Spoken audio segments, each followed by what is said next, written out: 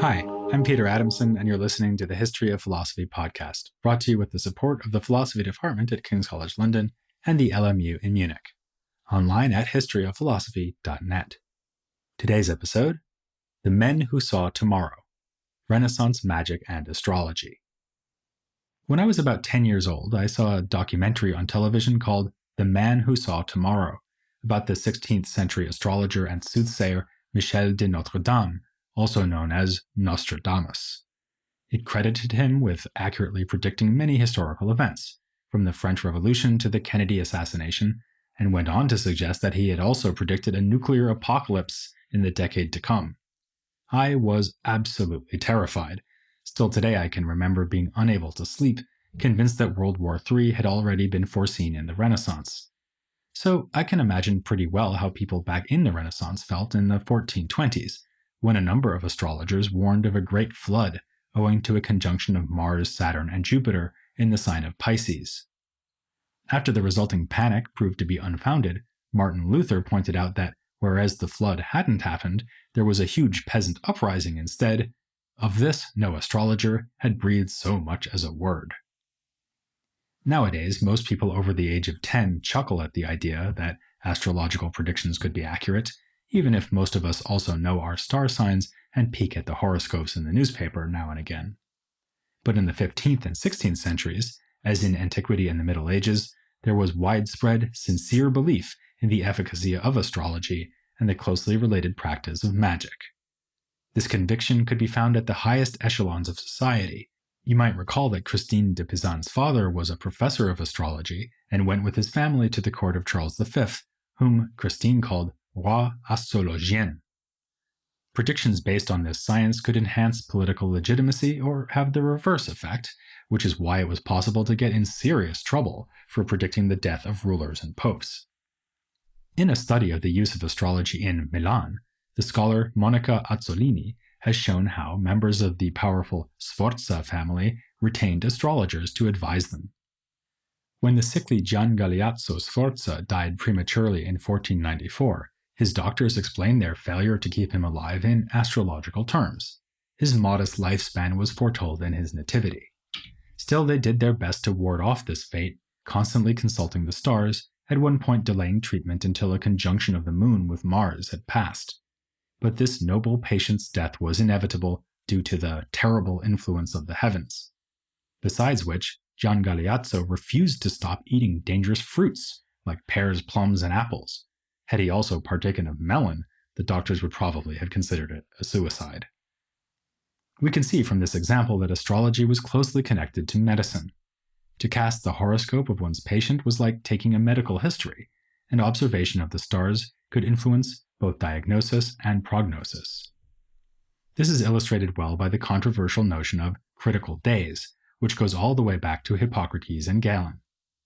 Both ancient doctors asserted that there are pivotal junctures in the development of an illness, which fall on days 7, 14, and 20, when the patient will either take a turn for the worse or begin to recover.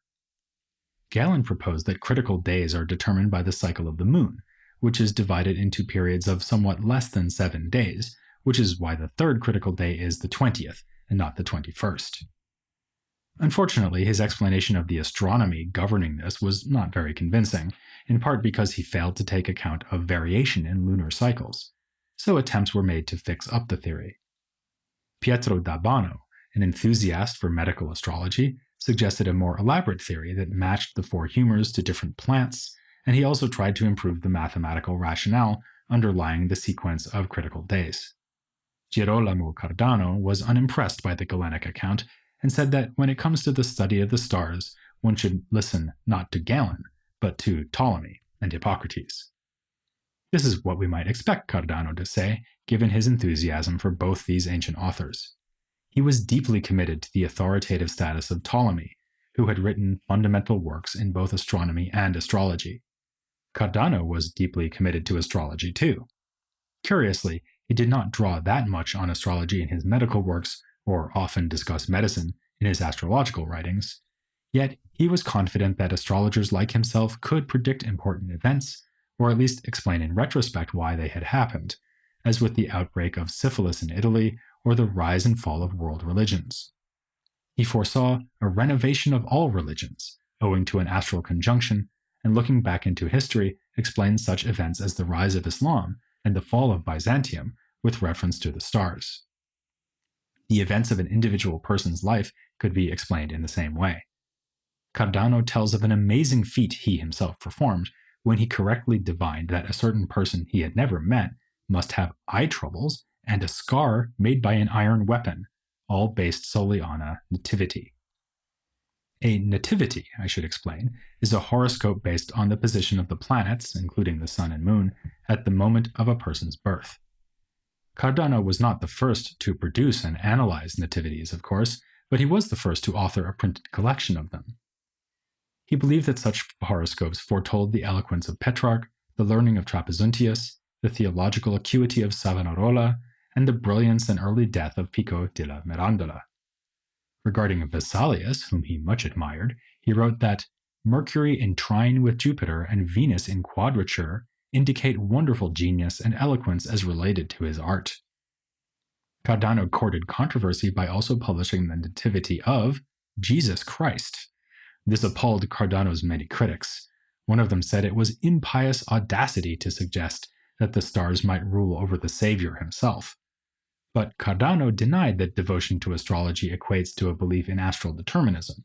Rather, it tells us about the conditions that will prevail, which is useful precisely so that we may be prepared for them. He gives the example of knowing that there will be a heat wave and bringing a flock of sheep to a cool place so they will not die.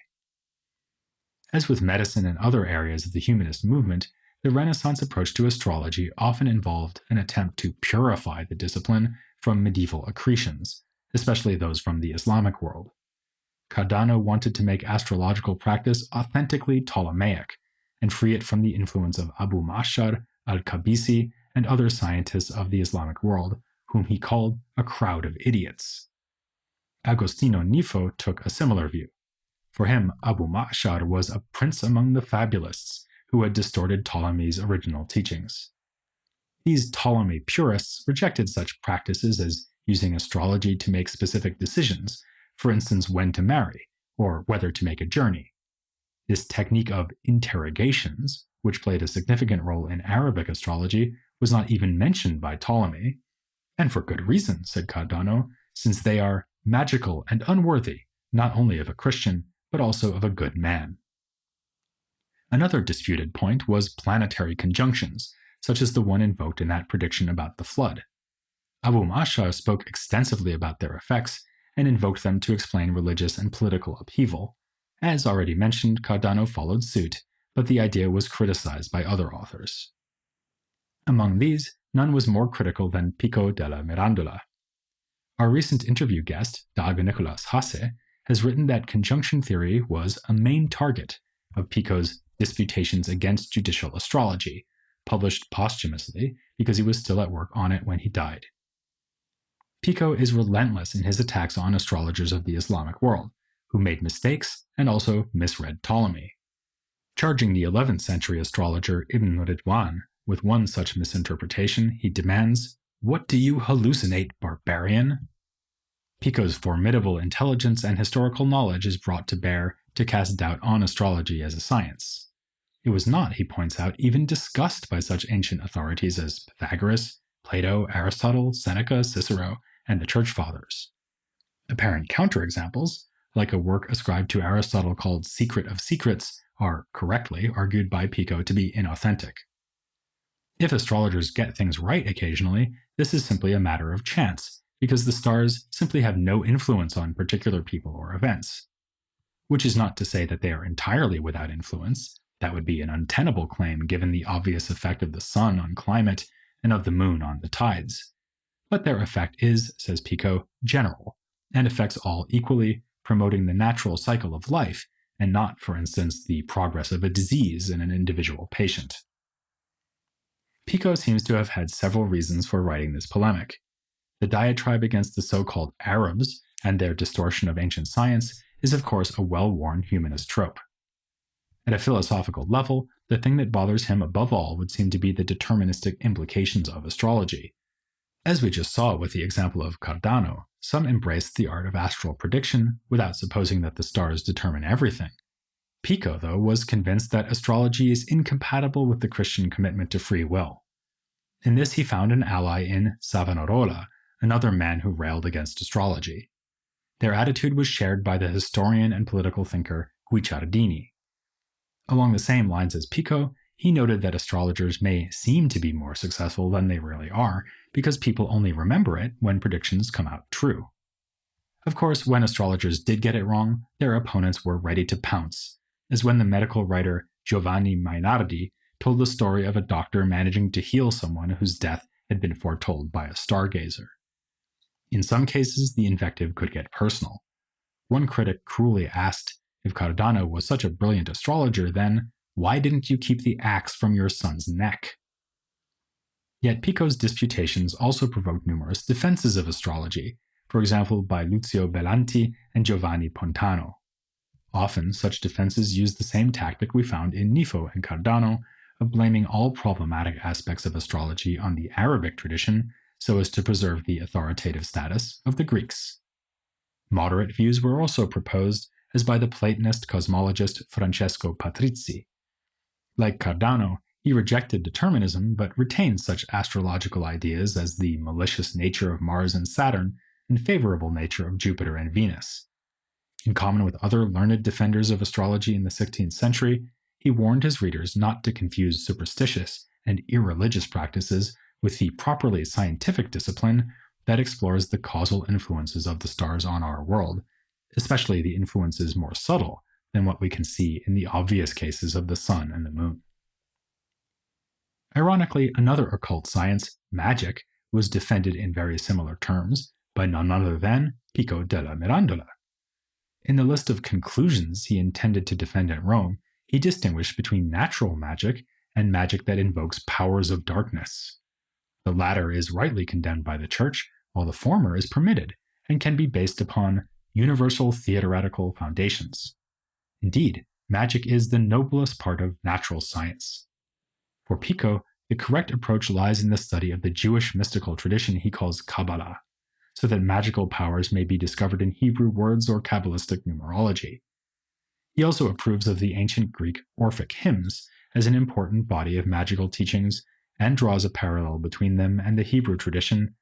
Just as the hymns of David miraculously serve a work of the Kabbalah, so the hymns of Orpheus serve a work of the true, permitted, and natural magic. In his list of propositions, Pico also draws connections between magic and astrology.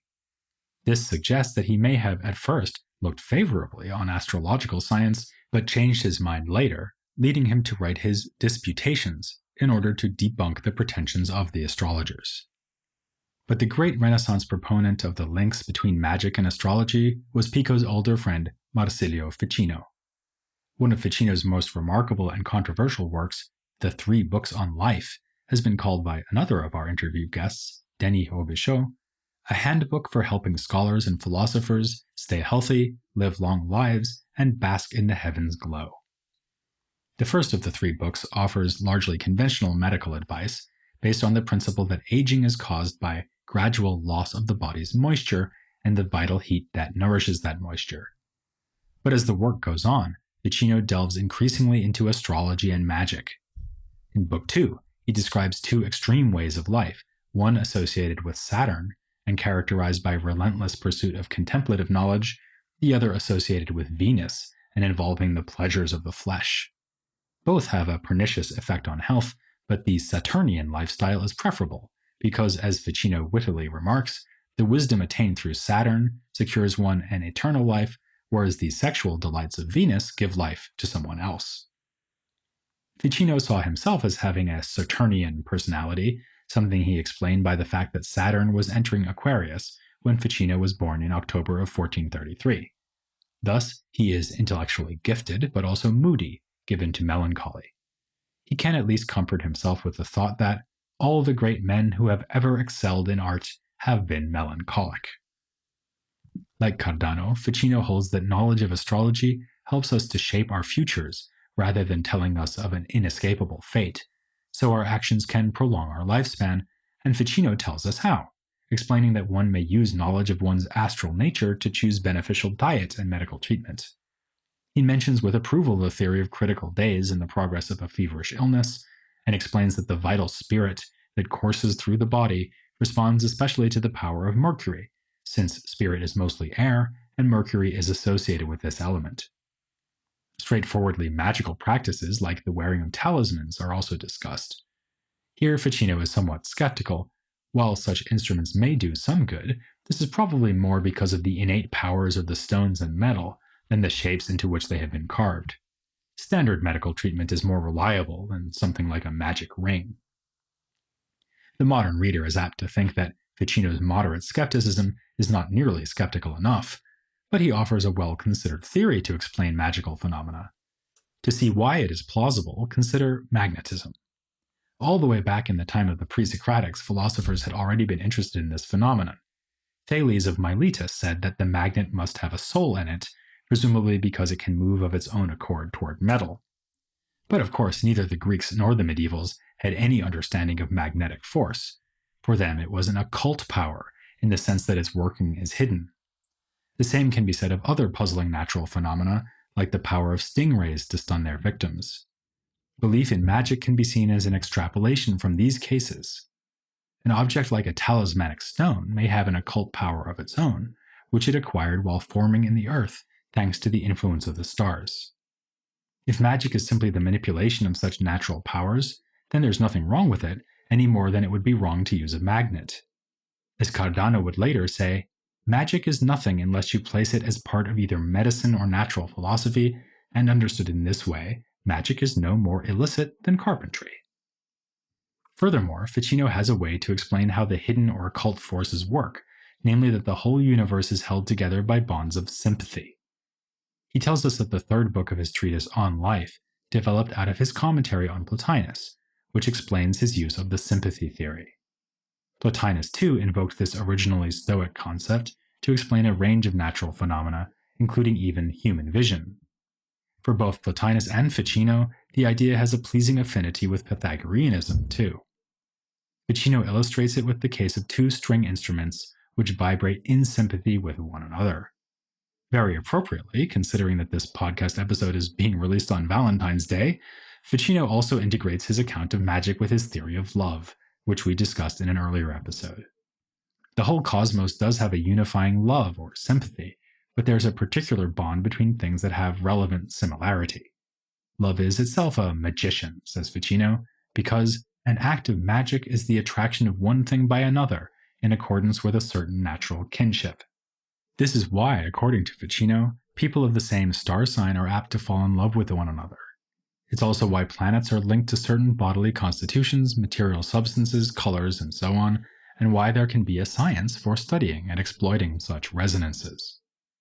Again, these are entirely natural powers and effects, like the magnet.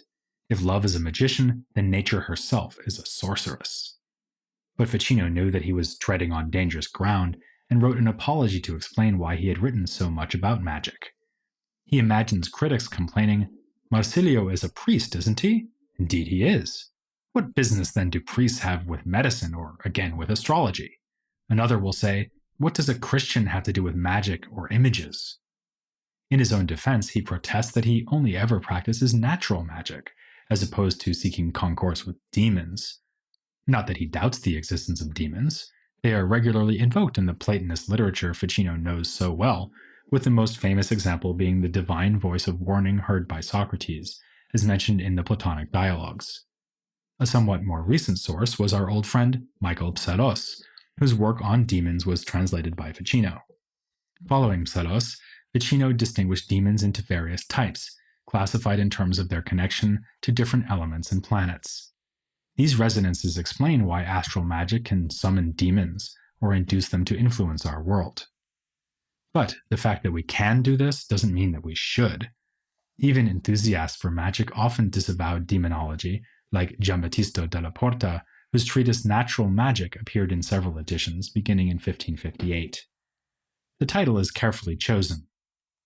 To engage in natural magic is precisely to avoid techniques that involve demons, and instead to follow the lead of noble investigators of occult forces, like Pythagoras and Plato. If such reassurances were designed to keep Della Porta out of trouble with the authorities, they didn't work. His book was placed on the Index of Proscribed Books by the Papal Inquisition, and unsurprisingly so, given that it discussed such things as the Witch's Salve, a potion that allows witches to teleport to Black Sabbaths. To be fair, though, Della Porta discussed the Witch's Salve in order to provide a naturalist account of something that only seemed like magic or witchcraft. The potion affects the imaginations of those who imbibe it and makes them think they have been elsewhere. This detail fits with an emerging picture of Renaissance attitudes towards the occult sciences, namely that a sober, scholarly approach would explain some magical phenomena while rejecting others in a display of sound scientific skepticism.